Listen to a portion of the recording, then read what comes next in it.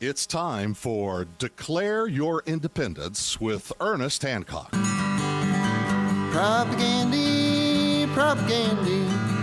If you want to fool the folks, it comes in handy. If you want to tell some lies, pull the wool over their eyes, you can do it with propagandy. Propagandy, propagandy. You can liberate the babies from their candy. It's so easy, it's a sin, you're gonna wanna jump right in. You can always depend on propagandy. Yeah, propaganda. It's all over everywhere, constantly, all the time. We get it, and we're just trying to, muscle our way through. I'm going to tell you a story, and this is going to be, you can rewind and do at your leisure in the future. Sierra, bring this camera down just a little bit. It's a little bit too low. What I'm going to do is go ahead and walk you through what I know. And this is, it's complicated, but it's really quite simple. I'm going to skip to the end, and then we'll go back and tie it in. I had a gentleman, he sent me some information, and he asked me about, because he'd known I'd done some stories on this in the past. And he goes, Ernie, there's some new information coming up that's linking all this stuff, and in fact, there may be a family relations between some of the people you've covered in the past and the next generation going on here. That is what we're confirming. There are reporters at the Arizona Republic here that are writing something about it, but it seems like it's a little bit more kind of distraction put over here kind of thing, and not what's really going on. So I'm just like, all right, I just wanted to let you know, FYI, man, I'm checking on this, and uncovering the secrets and exposing the lies of, like the lamestream media so last century thing. So I've been doing this for a long time. They know that, oh, dang it, Ernie, ooh, man, he's not letting us, get away with stuff. So I'm going, look, I just need to know this one question. Are these particular people related? They have said I can't confirm that yet, but it still brings up the same thing, the matter anyway. So this is what's going on. The sheriff's department has 3 people that, are involved in this thing. Don't care. You can go look at it and so on. This is, this stuff happens. You don't even have to look at the details. What has happened, the details that we do know, is that there are sheriff employees that are involved in drug smuggling and people smuggling and have access to incarcerated individuals of these. Their contacts, working in, managing, they're getting out, got a pipeline going from the border up to here. And you hear a lot about these Border Patrol guys that are on the take, and you have the Minuteman and the people patrolling and stuff. I know a lot of these guys. They are telling me that there are other groups that are there that are not necessarily, we're looking for a legal immigrant, drug smuggling, kind of turn them over to Border Patrol tab. No, we got this section covered. You guys go cover that. And then they're paid off to have the drugs and people just pipelined right into Arizona and the United States of America. Okay? So these people, it's always the infiltrators are who? They're always the guys that show up first. They leave last. They do the most work. They want the shiny badge. They want to be a position of. They become the secretary, treasurer, head, VP, the director of, kind of blah, blah, blah. And that's always what happens. You create an organization. Sooner or later, the organization is used as a handle to do whatever the heck bad guys want to do anyway. I give you every freaking government-regulated agency on the planet. You think sooner or later the special interest that benefits or could be harmed by such an agency actually doing whatever they promise they're going to do, you think they don't go in there and get charge of it?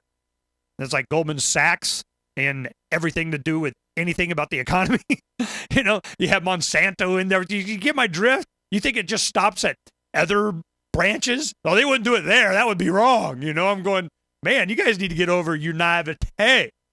So, in today's archive, what I did is I put an interview that I did in, I think it was 2005, with a gentleman. His name is Frank Navarrete. Frank Navarrete was the liaison to Ridge, which was the head of the Department of Homeland Security, and each state had one guy that was the liaison from them to the governor. Now, the governor of the state here was Janet Napolitano, now head of Homeland Security. Janet Napolitano's got her own little history. We'll talk about that and refresh your memory on that a little bit. What happened was Frank Navarrete was brought in as the guy Now, out of 50 guys in the whole planet, 50 guys we're going to select from to be in this position that will answer to the head SOB in charge at the top of Homeland Security. Okay? So here we have him. He's sitting up there. We're going to have a conference call with all 50 states representatives, and we're going to tell them what for. The guy here in Arizona, Frank Navarrete. What happened was Sheriff Joe Arpaio had a radio show on the same station that I was at. I did a daily show there, and he had one that was just 1 hour or two or something. It was just an hour on Wednesday nights. And it gave him an opportunity to whatever the heck he wanted to do, and his followers went up, and they, yeehaw, we love Joe. So we're on the same station. I'd do live coverage from something, and he'd be there, and I'd be reporting in, and then we'd yak and whatever he's going to, it's a long story. So what we did is invited this guy, Frank Navarrete, to come on the show. Now, of course, he's thinking it's the same station as Sheriff Joe Arpaio. I was just on Joe Arpaio. It's in the same studio. I drive to the same place. I know this place. That was a good interview. Yeah, I'm going to yeehaw. I'm going to go on Libertarian Ernie where a liber what? He didn't know. So he was 61 at the time. This was 5-6 years ago. And he comes in. I was surprised that he showed up. As I'm sitting there prepping for the show, he was probably 10, 15 minutes early. He's sitting across the table from me, and I'm just getting, articles up and things and so on, doing a regular show. And then, of course, I'll be interviewing him. And, tell me about yourself, you're from, and this and that, whatever. And as I'm typing, he's trying to impress me, give me, some information. Yeah, I this and I that, and I was with that. And he's thinking I'm distracted by doing something. Really, I'm typing what he's saying because it's fascinating. And I'm going, I'm just acting like I'm kind of preoccupied. You're not impressing me enough. I don't know. Share more goodies. A little bit more. Come on. What about? And what about? And the whole time he's talking, I'm typing in this stuff and doing some searches on it. By the time we start the show, I already got a good, 15-year bio on him of the time segment that I want to make sure gets out at the beginning of the show. Well, it's Frank Navarrete that did this, was that, he was working on this, he did this, he went here, we don't know what that was about, now he's here. Say hello, Frank. Oh, he was white. He's like, damn, I don't think I wanted any of that stuff going out. I was just trying to impress you, man. I didn't want everybody to pull that all together. So that's how it started. Once I got, all he was there was to confirm different things, and we'll talk about the interview in a little bit and what we learned. But this is a scary part.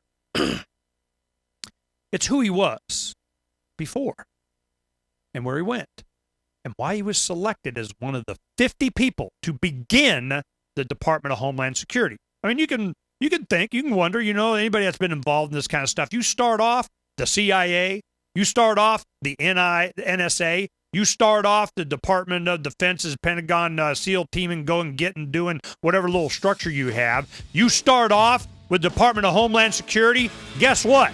Your top 50 guys, they're there for a freaking reason. We're going to talk about it.